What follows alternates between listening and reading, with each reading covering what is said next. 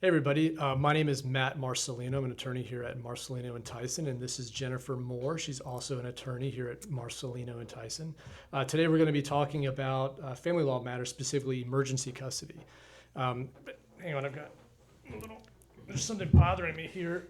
Oh, it's just one of our awards. Yeah, we got a lot of these lying around. So it was just kind of sticking me over. Yeah, Sorry. that's a really big I know, award I know, there. I know. Did you pull that out of your pocket? Yeah, legal elite stuff. Right, just Right. you carry it around in case you need it. Well, I was Yeah. just here, it just appeared magically. Why did you have the Dairy Queen? What was the point of The that? entire purpose of that was there was these like vices that you had, these like guilty pleasures, and Dairy Queen, Blizzards. Man, if I see one, I gotta have one. It's one of those things. That's a really great segue into emergency custody, Right. guilty pleasures, Yeah. because oftentimes people get emergency custody arguing that the other parent has an alcohol issue or a substance abuse issue. I just tried that issue yesterday in Union County, arguing that my client had an alcohol issue. And luckily, I was successful, and she has her kids back every other week. But it was a really difficult road for her. So that, we get a lot of questions from clients or potential clients, and one of which is, it comes up a lot, is emergency custody when you're talking about kids in the middle of some type of either family law dispute or whatever. Yeah.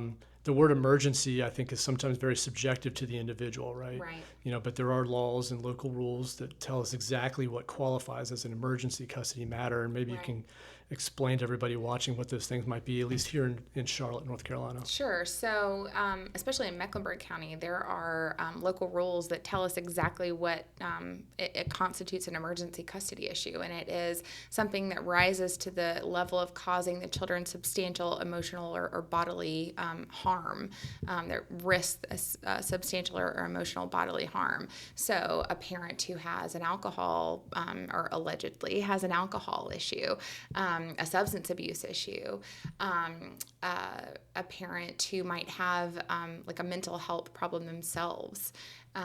Those are things that could rise to the level of warranting an emergency custody action. Right. And it's similar across varying counties. Yeah, and we both handle family law matters. Right. So then there's the issue of like, somebody might be an alcoholic or they might be addicted to drugs, but then there's that other layer of like, but how is it impacting the child, right? Yeah. Like, somebody might be an alcoholic, but it's not somehow affecting detrimentally the child, and therefore there may not be grounds for an emergency custody piece, right? Yes, it has to impact the well-being of the children, Right. negatively impact the well-being of the children. Yeah. And that's typically a high bar to meet. The downside sometimes to an emergency custody action is one parent alleges that of the other parent, and the other parent doesn't know that they're alleging that until you get an emergency custody order from a judge done ex parte, done without the other parent knowing. And then you have to wait to get your turn in a courtroom to tell your side of the story. And that can sometimes take weeks. Yeah. And so that's a tough fact of an emergency custody action. Yeah, the first question is there an emergency per statutes or local rules? Is there an impact on the child that would then warrant the filing of a pleading or a complaint or a motion, right? Right. And then you can either go, you mentioned the word ex parte, right? So ex parte is where you actually go to the judge without telling anybody, primarily the opposing party or their attorney. Yeah. But that's a pretty high threshold. You can't Yep. you can't go to a judge because everybody has the constitutionally protected right to be able to defend themselves. Right. So the reason why you would go in ex parte is because if the other side knew what you were up to, for lack of a better word, There'd be more harm. there might be more caused. harm, or they might destroy evidence or whatever it might be. So you have to, but that's another very high threshold High with bar. regard to an ex Yeah. parte sort of emergency motion. Otherwise, you can still file a complaint, seek emergency custody. Maybe it doesn't rise to the level of going to a judge without the knowledge of the other side, right? Right. And then ultimately you have that filed with the court, and then the judge is going to make a determination based on either pleadings or set a hearing, right? That's right. And if they make a determination based on the pleadings, you're stuck with that order until you can get in front of a judge, which is, like I said, tough, especially if it takes a really long time. Right. So Now, are most of these emergency custody orders, are they temporary or are they permanent? Good question, Matt. They are temporary. Luckily, they're temporary. And then once you get to that review hearing to determine if there really is the emergency, to allow the other side to have a say and to defend themselves, then the order that comes out of that is temporary. And sometimes that order is, okay, maybe there is a problem and we need to address it. Or sometimes that order is no problem, no emergency. We're reverting back to what the order was before, or if there wasn't, the status quo. If there wasn't another order, the status quo. Right. Yeah. So like sometimes the process, just like being briefly, is you file a motion for emergency custody. Let's say you don't do it ex parte, right? You file the motion for emergency custody. The judge reads it and says, "I agree." They'll enter an order that says either the kid should be in the custody of the other parent, or everyone needs to get themselves into court super fast to figure this out, right? Yeah. And then during that time period, you come in and then you actually have the hearing. Yes. So the emergency custody, most of the time, will grant one party to have custody temporarily until the court actually takes evidence and testimony to determine whether or not an additional temporary order needs to be entered for, who knows, 90 days, 120 days, or they set a review and say, come back. Yeah.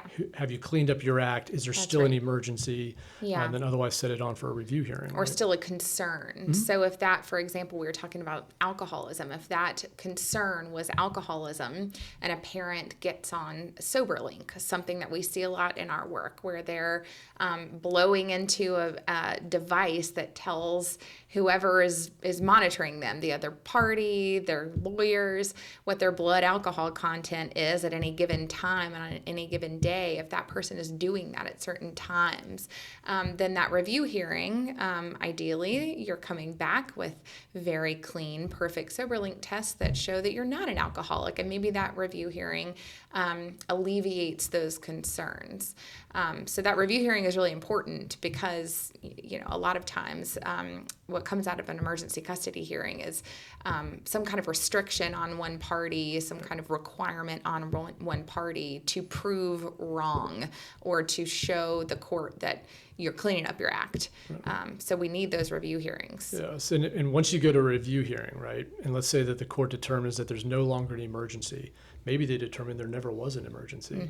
Under that circumstance, do they typically enter a new order outlining what the custodial arrangement will be between the parties then? Well, I think it depends. So like you take the case I was just mentioning that I had yesterday. They never had a custody order in place. They were just operating on agreement. And so if there was going to be a review hearing, it would still need to be another order to allow the parties to know what to do moving forward. Nothing creates chaos in a custody case with separated parties like no custody order. That's right. So, because if there's no custody order in place, what is the outcome? Chaos ensues and withholding and snatching of the kids and all kinds of everybody terrible things. has equal rights to their kids. That's right. But there's no order in place that tells you exactly when and where. So Right. it just turns into a devolved sort of situation. That's right. And we're both parents, and we know that, the biggest emotion that you have is around your kids, especially like in a heightened emotional state like divorce and separation. And sometimes it just allows that creates in people like extreme heightened emotion, and they do things they wouldn't otherwise do. Right. So, yeah. So it comes up sometimes, not a lot. Typically, a good attorney will be able to tell you whether or not that type of motion should be filed. Right. There's always that rule of know your judge, right? Because some judges respond differently to certain types of pleadings and allegations and facts. Yeah. So it's a process. It's so a process. It's not something to be thrown around. And listen to your lawyer. I think that's you're probably going to hear that a lot from us in these videos. But listen to your lawyer and ask him or her what to do next. Allow them to guide your actions so that if you do end up in court on an emergency custody action or anything of that nature, we have the best facts to present to the court because we've you haven't gone rogue. You've allowed us to guide you in some capacity.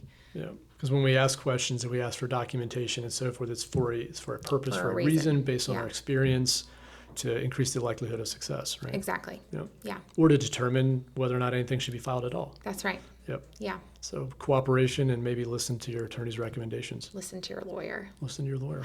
That's what this should be called. There you go. Episode 1. Yeah. Listen to your lawyer. We'll work on that. Yeah.